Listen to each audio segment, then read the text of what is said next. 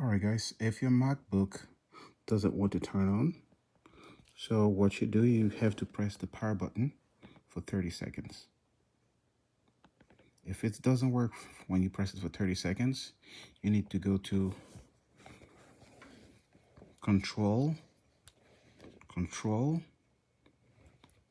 Option, and then you need to press P and R.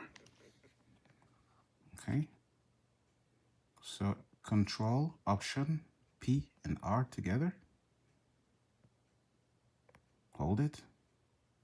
If it still doesn't turn on, the last option, you need to press Shift, okay, and the power button. Shift and the power button.